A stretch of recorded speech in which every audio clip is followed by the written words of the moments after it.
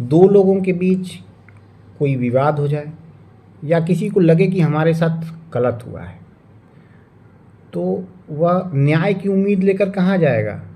पहले के ज़माने में लोग राजा के पास जाते थे, राजा ही सब कुछ हुआ करता था, कार्यपालिका, व्यवस्थापिका, न्यायपालिका। लेकिन अब तो आप लोगों ने पढ़ा होगा कि कार्यपालिका, व्यवस्थापिका, न्यायपालिका 3 होते हैं। तो न्यायपालिका वह संस्था है जो विवादों का निस्तारण करती है। विवाद चाहे लोगों के बीच में हो, चाहे सरकार या केंद्र सरकार या कोई एक या एक से अधिक राज्य सरकार। आज भी हिंदुस्तान में जब कहीं दो लोगों के बीच में झगड़ा होता है ना, कोई विवाद होता है, तो एक दूसरे से क्या कहते हुए पाए जाते हैं? I will see you in court. क्यों करते हैं भाई लोग ऐसा? हाँ जी, क्योंकि आज भी लोग भरोसा करते हैं, न्यायपालिका पे। उनको भरोसा होता है कि अगर सरकार उनकी बात नहीं सुनेगी, प्रशासन उनकी बात नहीं सुनेगा, पुलिस उनकी बात नहीं सुनेगी, तो कोर्ट सुनेगी, उनकी बात सुनेगी और न्याय देगी। भाई साहब, इस कुर्सी पे बैठा मेरे जैसा हर आदमी, उसका यह कर्तव्य बनता है कि वो इस भरोसे को ना टूटने दे। नमस्कार, मैं सत्यम उपाध्याय। देखिए, अमेरिका का सुप्रीम कोर्ट हम लोग पढ़ रहे हैं, तो अमेरिका में पाई जाती है फेडरल व्यवस्था। ठीक है, फेडरल में क्या होता है कि 2 प्रकार की सरकारें संविधान द्वारा होती हैं, यानी संघ, फेडरल गवर्नमेंट और स्टेट गवर्नमेंट। तो जब इन दोनों के बीच या 2 से अधिक स्टेट के बीच कोई विवाद होता है, तो उसके लिए सुप्रीम कोर्ट की आवश्यकता पड़ती है। यानी फेडरल गवर्नमेंट का जो एक मुख्य फीचर है वो सुप्रीम कोर्ट का होना अत्यंत आवश्यक है, और वो भी सर्वोच्च होना चाहिए और स्वतंत्र होना चाहिए। इसीलिए फाइनर, एक विद्वान है, फाइनर ने कहा है कि सुप्रीम कोर्ट को कहा है कि यह वह सीमेंट है जिसने संघीय ढांचे को जमा कर रखा। स्टार्ट करने से पहले कुछ इम्पॉर्टेंस बता देते हैं, ताकि क्वेश्चन का स्टार्टिंग आप लोग कैसे करें वो लिख लें। तो इसको एक विद्वान है लास्की, उन्होंने इसको कांग्रेस का तीसरा सदन कहा है। Supreme court is the third chamber of the Congress. इन्होंने तीसरा चैम्बर क्यों कहा है? आप लोग जानते हो कि कांग्रेस के कितने 2 चैम्बर, प्रतिनिधि सभा और सीनेट। लेकिन ये कांग्रेस क्या काम करती है? कानून बनाती है। तो इनके अनुसार सुप्रीम कोर्ट भी कानून बनाती है। सुप्रीम कोर्ट का वहाँ पर इतना मजबूत स्थिति है कि वह कानून बनाती रहती है समय समय पर। तो इसको इन्होंने कहा है कि यह कांग्रेस का तीसरा सदन है। इससे भी आगे बढ़कर एक विद्वान है, इन्होंने कहा है कि यह जो सुप्रीम कोर्ट है यह संविधान निर्मात्री सभा है। इसके अलावा क्या इंपॉर्टेंट है इसका, सुप्रीम कोर्ट का? तो सुप्रीम कोर्ट जो है, supreme court is the guardian of freedom. यह हमारी स्वतंत्रता का रक्षक है, स्वतंत्रता का क्या करना, रक्षा करने वाला। इसका हम लोग फेडरल जुडिशरी देख रहे हैं। तो फेडरल जुडिशरी जो है, देखिए यूएस में 2 प्रकार के मैंने बताया था कि संविधान होते हैं। एक होता है केंद्र का संविधान और एक होता है राज्यों में अलग संविधान। तो फेडरल जो गवर्नमेंट है ये भी अपने कोर्ट की स्थापना करती है, और ये लोग भी अपने अंतर्गत कानूनों के अंतर्गत कर सकते हैं। तो हम लोग फेडरल जुडिशरी देखते हैं, तो इसमें 2 प्रकार के कोर्ट आते हैं, एक लेजिस्लेचर कोर्ट और दूसरा कॉन्स्टिट्यूशनल कोर्ट। जो लेजिस्लेचर कोर्ट्स होता है ये क्या होता है, तो ये देखते हैं। देखिए, लेजिस्लेचर कोर्ट मतलब ये होता है कि इसकी स्थापना संविधान द्वारा नहीं होती है, इसकी स्थापना जो है व्यवस्थापिका न्यायालय इसको कहते हैं, इसकी स्थापना कांग्रेस द्वारा होती है, कांग्रेस के अधिनियमों द्वारा इसकी स्थापना होती है। और यह इसका कार्य क्या होता है, तो कार्य इसका ये होता है कि इसका कार्य उन कानूनों के क्रियान्वयन में प्रशासन को सहयोग देना होता है। जैसे एग्जाम्पल के रूप में देखते हैं कोर्ट ऑफ कस्टम, ठीक है, तो कस्टम वगैरह से संबंधित जो मामले होंगे ये इस कोर्ट में देखे जाएंगे। टैक्स कोर्ट, टैक्स से संबंधित जो मामले होंगे वह इधर देखे जाएंगे। Military court of appeal, military से संबंधित जो मामले होंगे वो यहाँ देखे जाएंगे, ठीक है। तो इसके कोर्ट, कॉन्स्टिट्यूशनल कोर्ट क्या होता है, तो इसका जिक्र जो है संविधान के आर्टिकल 3 में किया गया है। यह कैसी व्यवस्था है? त्रिस्तरीय व्यवस्था है। त्रिस्तरीय व्यवस्था से मतलब ये होता है कि देखिए, ये आप लोग ये फिगर बना दीजिएगा की त्रिस्तरीय व्यवस्था। डिस्ट्रिक्ट कोर्ट सबसे नीचे, इनकी संख्या भी अधिक है, कितनी है 94। इसके ऊपर जो मामले डिस्ट्रिक्ट कोर्ट के बाद अपील होके जाते हैं, सर्किट कोर्ट्स ऑफ अपील, इनकी संख्या 13 है। उसके बाद सबसे ऊपर सुप्रीम कोर्ट हम लोग देखते हैं तो डिस्ट्रिक्ट कोर्ट देखिए सबसे नीचे है, इनकी संख्या भी ज़्यादा है, 94 इनकी संख्या है। ये हर राज्य में कम से कम एक होंगे, ठीक है, और बड़े राज्यों में इससे अधिक होंगे। इनकी प्रारंभिक क्षेत्राधिकार फिगर ऐसे बना लीजिएगा आप लोग, इनका 94 इधर 13 और ये सुप्रीम कोर्ट। प्रारंभिक क्षेत्राधिकार क्या है, यानी दीवानी और फौजदारी मामले जो हैं ये डायरेक्ट इसमें जा सकते हैं डिस्ट्रिक्ट कोर्ट में। डिस्ट्रिक्ट कोर्ट के बाद हम देखते हैं संघीय अपीली न्यायालय, ये वाले the circuit court of appeal. तो जो मामले आप इसमें आए जिला न्यायालय में, इनसे अगर कोई व्यक्ति संतुष्ट नहीं है तो ये लोग कहाँ जाएंगे, संघीय अपीली न्यायालय में जा सकते हैं। इनकी संख्या 13 है। तो मैंने बताया कि जिला न्यायालय के विरुद्ध अपील सुनने का अधिकार रखते हैं। सुनवाई के लिए कम से कम 2 जजों की आवश्यकता होती है। इसके बाद आता है सुप्रीम कोर्ट, सबसे ऊपर सुप्रीम कोर्ट, ये देखिए डिस्ट्रिक्ट कोर्ट, उसके बाद इसका अपील यहाँ, उसके बाद सबसे ऊपर सुप्रीम कोर्ट। सुप्रीम कोर्ट है ये अपील का अंतिम न्यायालय है, यानी इसके बाद अपील जिला कोर्ट, इसके बाद यहाँ फिर सुप्रीम कोर्ट। 1789 के जुडिशरी एक्ट से इसकी स्थापना हुई है। वर्तमान में वाशिंगटन में इसका मुख्यालय है। जब स्थापना हुई थी तब इसकी मुख्यालय न्यूयॉर्क में था, फिलाडेल्फिया हुआ, उसके बाद वाशिंगटन में अभी है। इसमें 9 जज हैं कुल मिलाकर, 9 जज, जिसमें 1 मुख्य न्यायाधीश और 8 अन्य न्यायाधीश हैं। इसकी नियुक्ति कैसे होती है, तो नियुक्ति राष्ट्रपति द्वारा सीनेट की सहमति से होती है, ठीक है। भारत में क्या प्रोसेस है, तो भारत में राष्ट्रपति नियुक्ति करता है, कोलेजियम व्यवस्था यहाँ पर पाई जाती है। कोलेजियम में जज होते हैं, उनकी परामर्श से वहाँ पर नियुक्ति होती है। कार्यकाल देखते हैं जजों का, तो आजीवन है, 70 साल के बाद कभी भी त्याग पत्र दे सकते हैं। जूरिडिक्शन देखते हैं, यानी क्षेत्राधिकार जो होता है डायरेक्ट सुप्रीम कोर्ट में यदि चला जाए, जैसे आपका और आपके मित्र से अगर झगड़ा हो गया मान लीजिए, तो आप लोग डायरेक्ट सुप्रीम कोर्ट में जा सकते हैं। सुप्रीम कोर्ट में डायरेक्ट नहीं जा सकते हैं, पहले कचहरी वगैरह में जाएंगे, हाई कोर्ट में जाएंगे, फिर जाएंगे कहाँ, सुप्रीम कोर्ट में। ठीक है, डायरेक्ट प्रारंभिक क्षेत्राधिकार, राजदूत, अन्य सार्वजनिक मंत्री, वाणिज्य दूत या विदेशी प्रतिनिधि, अगर कोई पक्ष है तो ये लोग डायरेक्ट सुप्रीम कोर्ट में जा सकते हैं। इसके बाद ऐसे विवाद जिसमें यूएसए का संघ अथवा एक या एक से अधिक राज्य अगर के बीच झगड़ा हो गया तो ये लोग डायरेक्ट जा सकते हैं कहाँ पर, सुप्रीम कोर्ट में। ये लोग डायरेक्ट सुप्रीम कोर्ट में जा सकते हैं। कौन कौन, या तो संघ सरकार या एक से अधिक राज्य जिसमें पक्ष हो। तो ये प्रारंभिक क्षेत्राधिकार था इसका। प्रारंभिक क्षेत्राधिकार में 2 चीजें आती हैं, उसके बाद अपीली क्षेत्राधिकार। अपीली क्षेत्राधिकार से मतलब ये होता है कि जैसे जिला वाले मामले, यहाँ से अपील यहाँ हुआ, फिर यहाँ से सुप्रीम कोर्ट में, ठीक है। तो अपीली का मतलब ये होता है। तो अब हर मामले में अपील होगा तो सुप्रीम कोर्ट सुनवाई करेगा, ये जरूरी नहीं है। लेकिन 2 मामलों में 1925 के अधिनियम में कांग्रेस ने 2 मामले में कहा कि एससी को करना ही करना होगा। कौन से 2 मामले हैं, तो पहला वह मामला जो संघीय कानून है, यानी फेडरल लॉ जो है, इसको राज्य के न्यायालय ने संविधान विरुद्ध अगर घोषित कर दिया।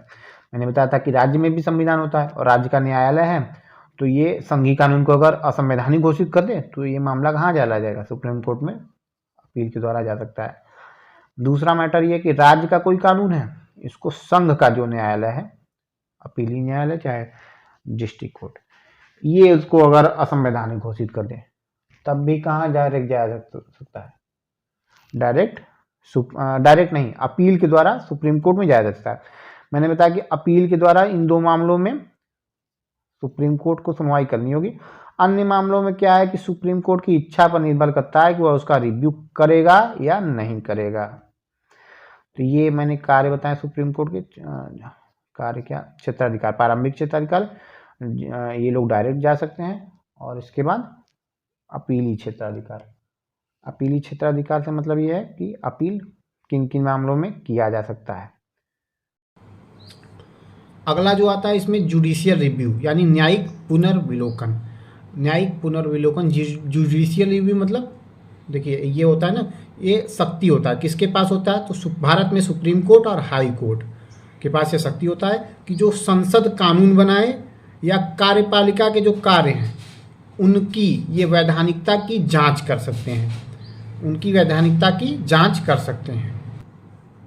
जैसे एग्जाम्पल के तौर पर मान लीजिए हमारे यहाँ लोकसभा राज्यसभा है, दोनों जगह से कोई बिल पास होकर कानून बन जाता है, राष्ट्रपति का साइन होने के बाद जब कानून बन जाता है उसके बाद सुप्रीम कोर्ट ये देख सकता है कि वह कानून सही बना है, संविधान के अनुसार है या नहीं। यही होता है जुडिशियल रिव्यू। तो अमेरिका में भी यही सिस्टम है कि वहाँ पर अमेरिका में जो सर्वोच्च न्यायालय है और जो राज्य के उच्च न्यायालय है, चाहे अपीली जो न्यायालय है, संघीय अपीली न्यायालय, ये लोग जो कानून होते हैं विधानमंडल द्वारा पारित, कांग्रेस द्वारा पारित, या जो कार्यपालिका के कार्य आदेश होते हैं, इनका जांच कर सकते हैं, इनकी रिव्यू कर सकते हैं कि ये कार्य या इनका ये आदेश है, इनका कानून संविधान के अनुसार है या नहीं। अगर संविधान के अनुसार नहीं रहता है तो वो जितने सीमा तक वो आदेश कानून असंवैधानिक रहता है उसको अमान्य घोषित कर सकते हैं। समझ में आया? इसको अब लिखना कैसे है? तो लिखना ऐसे है कि देखिए यह जो न्यायिक पुनर्विलोकन होता है, यह न्यायपालिका की उस शक्ति को बताता है जिसमें न्यायपालिका व्यवस्थापिका के किसी कानून या कार्यपालिका के किसी कार्य आदेश को अमान्य घोषित कर सकती है यदि वह कार्य कानून न्यायपालिका की नज़र में, यदि वह कार्य या कानून न्यायपालिका की नज़र में असंवैधानिक हो। असंवैधानिक अगर संविधान के किसी कानून के प्रतिकूल अगर रहेंगे न्यायपालिका की नज़र में, तो न्यायपालिका क्या काम कर सकती है? उसको अमान्य अवैधानिक घोषित कर सकती है। किसको? जो कांग्रेस कानून बनाई रहती है या जो कार्यपालिका आदेश दिए रहते हैं। बेसिस आप जुडिशियल रिव्यू देखते हैं कि जुडिशियल रिव्यू के आधार क्या हैं। तो जुडिशियल रिव्यू के आधार क्या हैं? तो ये संविधान में आर्टिकल 3 का 2 जो है कि न्यायिक शक्ति का क्षेत्र संविधान के अधीन विधि एवं औचित्य, संघीय विधि, वर्तमान तथा भविष्य में संपादित होने वाली संधियों संबंधी विवादों तक विस्तृत है।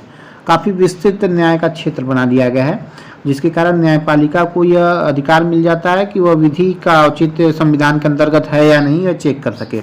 इसके अंतर्गत अगला आर्टिकल है आर्टिकल 6 क्लास 2। इसमें कहा गया है कि संविधान एवं उसके अधिकार के अंतर्गत निर्मित अमेरिका की विधियां और वर्तमान तथा भविष्य में होने वाली संधियां देश की सर्वोच्च विधि होगी। तो अब बता दिया गया है कि विधि सर्वोच्च होगी, तो इसके क्या विधि सर्वोच्च होगी? अब अगर कोई विधि अगर इससे असंगत पाई जाती है तो इसका रिव्यू करने का अधिकार यह कहाँ निहित शक्तियों के अंतर्गत मिल जाता है, किसको? सुप्रीम कोर्ट को मिल जाता है।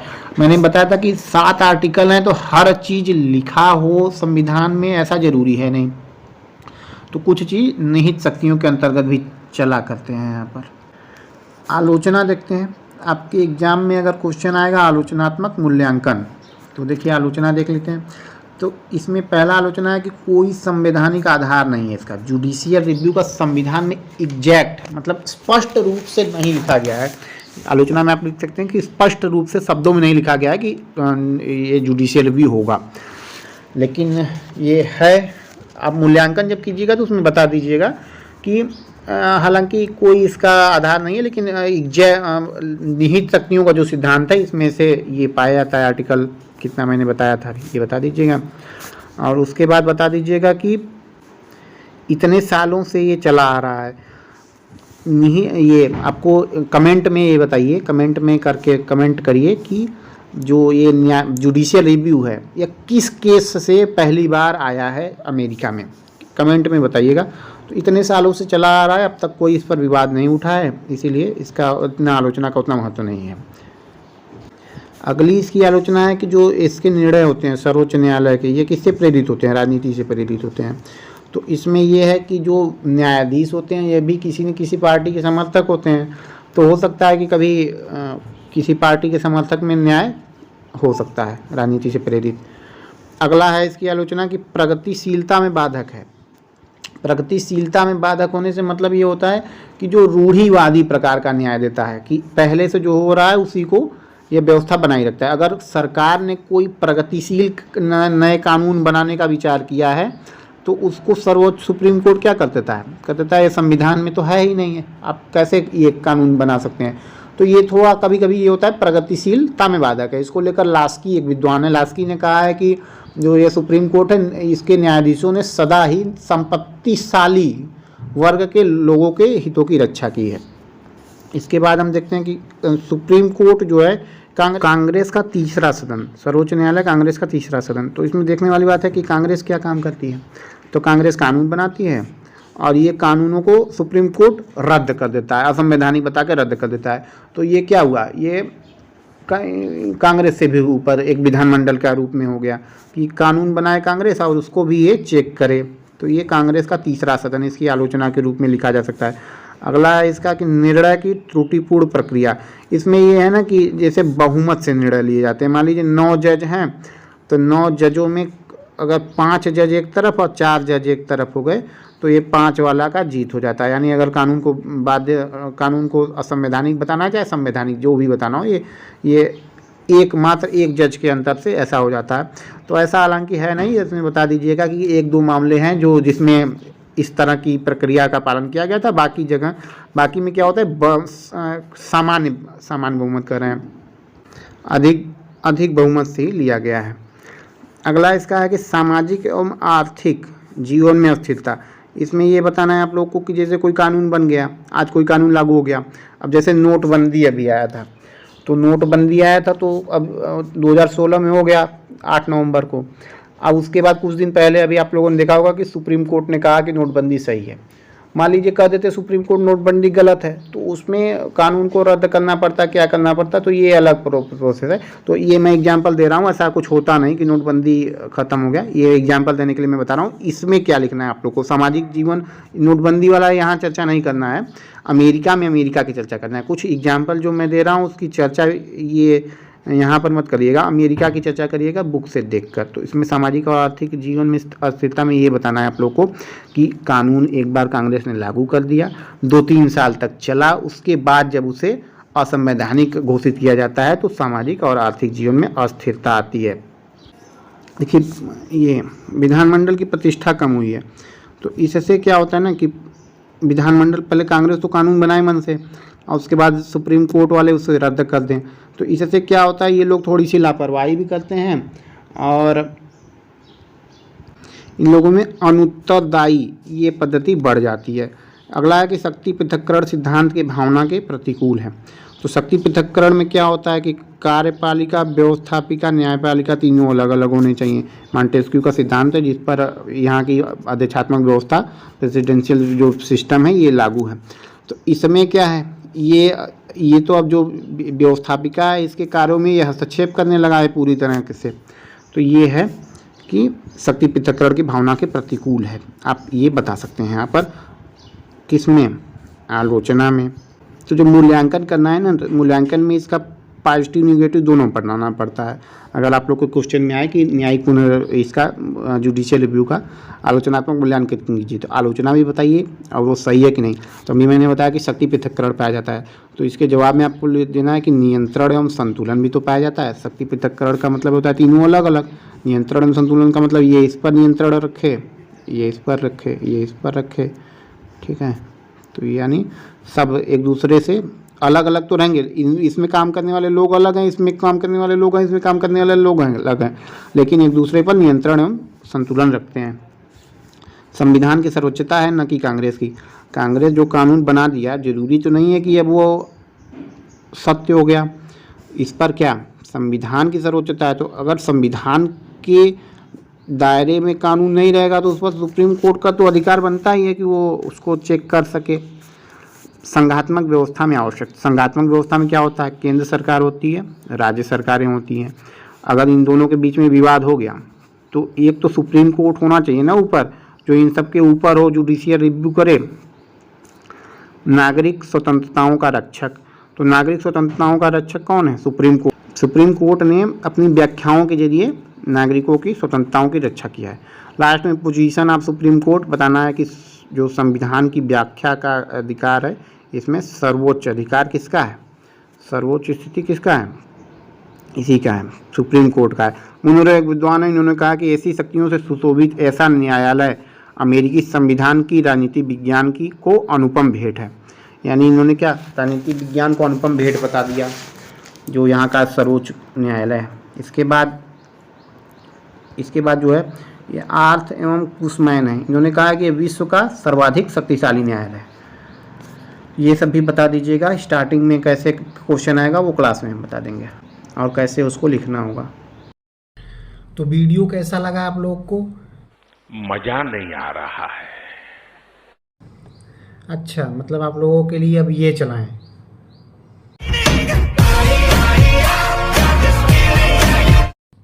अब बताइए कैसा लग रहा है? मज़ा आया। वीडियो देखने के लिए बहुत बहुत धन्यवाद। और अगर आप चैनल को सब्सक्राइब नहीं किए हैं तो करना। परेशान हो गए हम लोग 2.5 साल से, ये भी परेशान।